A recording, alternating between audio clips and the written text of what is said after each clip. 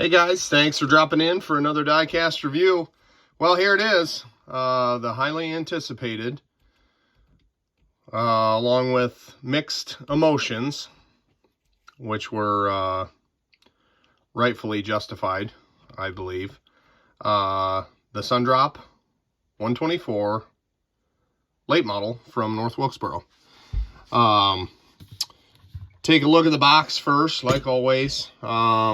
Pretty cool.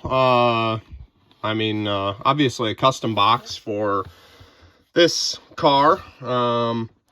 Nothing too major. Action, rendering of the car. Actually printed, not a decal. Standard finish on this one. Total run on 1,956 of these.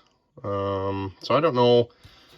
Lionel's website is saying that they are sold out, so I don't know what that means. I've still got one on pre-order. This one was one we were able to get a hold of,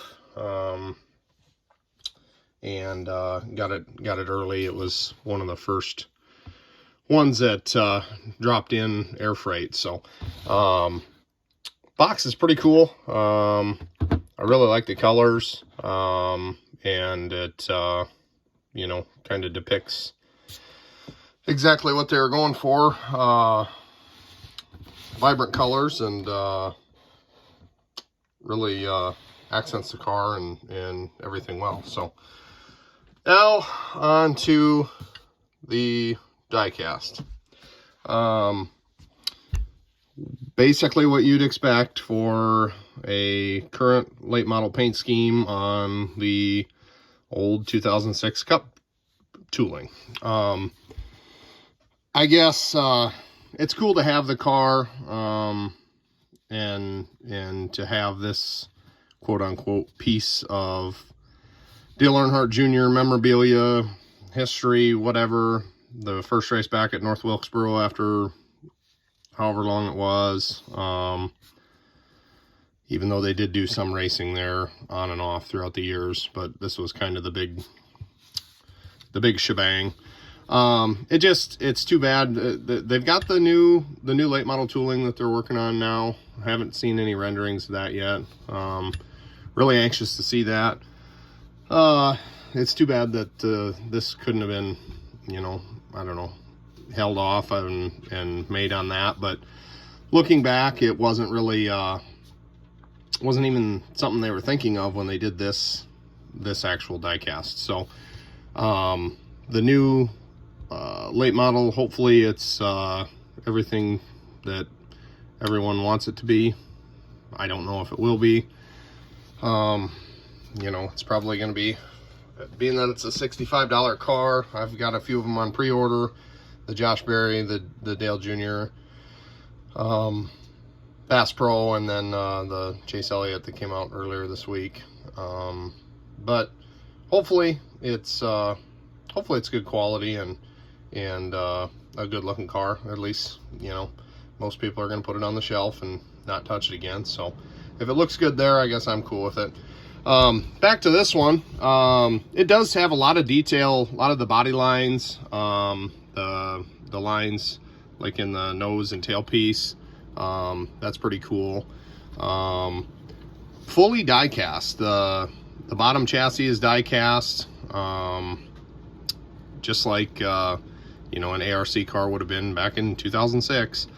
But I guess I think they probably, that's why this car costs more, is because the factories just have blueprints for these from back in 2006, and as to try and change this underbody to plastic or something like that, in the long run it was just cheaper to do it exactly how the blueprints said. And the blueprints said it had all this drivetrain detail, had all the engine detail, the bottom was die cast, so they just did it that way. So it's fairly highly detailed compared to an ARC car of today. Fuel cell, if I can get the hood open here, quite a bit of engine detail. These Camaro decals, I don't know what to think about these. It doesn't look terrible, like from this angle right here, if you don't pay attention to the Monte Carlo body lines. but I don't know. It's not great, you guys. But there's plenty of stuff on here that just is kind of makes me feel blah about it.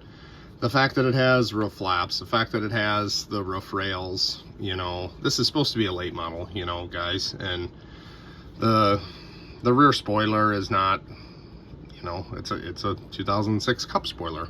The fact that this is one that's funny, but it's just because it's manufactured on this tooling, but the fact that the exhaust comes out the driver door and we have an exhaust dump on the passenger side of the car is kind of funny. I'm going to show you guys a Chase Elliott car that I kind of customized here in just a minute in this same video. That's kind of cool. 5-bolt wheels, you know, obviously they run wide 5 wheels on the late models. Right side window is in the car. They don't have a right side window in a late model. Just stuff like that they could have probably tweaked this a little bit. I know they're not going to be able to take the roof flaps off or, you know, change certain things about the car, but I mean, leave this exhaust tube off, or, you know, leave this right side window out. Make it a little bit more realistic, you know. They've got the tooling for wide 5 wheels. They've made late models in the past. I know they have that tooling because they bought all that stuff out when they bought out Motorsports Authentics, who bought out the original Action, the original whatever it was. So they've got all that tooling somewhere they can use, and this car came with these wheels back in the day in 2006 when they started making them, so they put these wheels on it, which it is what it is.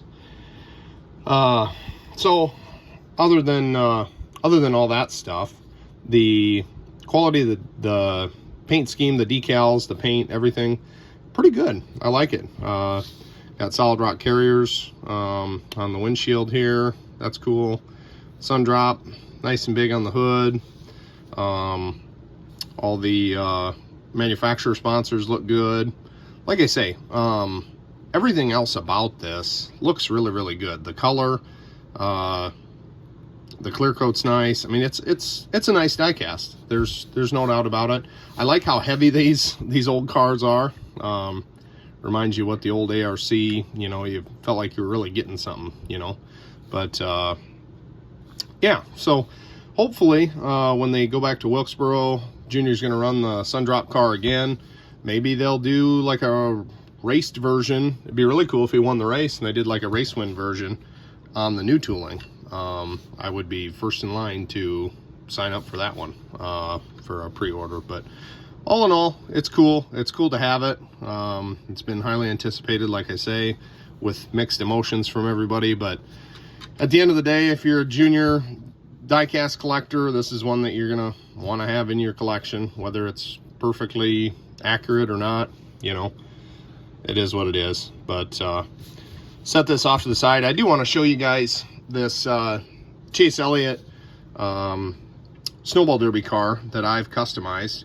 You'll notice that I took the 5-bolt wheels off and put wide 5 wheels on, which is, it really kind of jazzes it up, makes it look kind of tough, kind of mean looking. You'll notice that exhaust tube is no longer showing on the driver's side, coming out. Basically just cut it off at the bottom, which still kind of, I mean, you flip it over and you can see that it's just cut off underneath the car, but at least they're not sticking out the side in my display case looking goofy. And then right side, you can see the passenger windows taken out. Kind of makes it look a little bit more authentic that way. And this is where the actual exhaust comes out, or is supposed to come out. But yeah, both of these are kind of similar as far as like the body lines, the seams, the rivets, all that stuff. At the end of the day, they're better than nothing, you know. And I'm glad I've got both of them.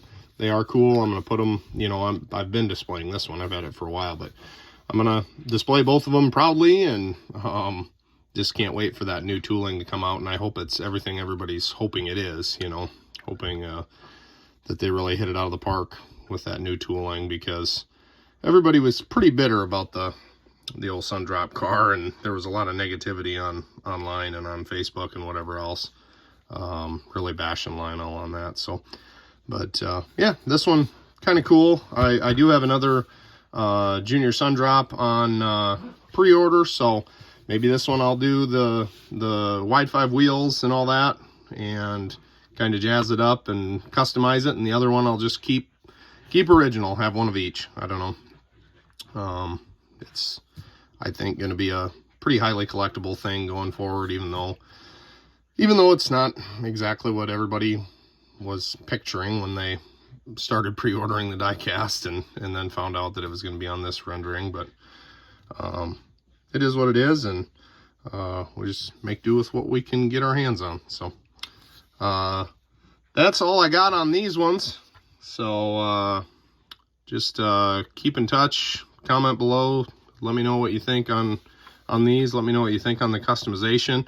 The wheels and tires I got from Mike's Decals. A lot of my custom cars that I do, I get the decals from him if he's got them, and he's got some of that other stuff, tires, wheels, just piddly stuff, some 3D printed parts and things like that. So if you're interested in doing this on your own, it's not a real tough thing. It's you know, a little bit time consuming, and you just want to take your time and make sure you do it the right way, and don't get in a hurry, but it's doable, and they kind of look cool with the wide 5 wheels on them. So anyway, thanks for stopping by, guys.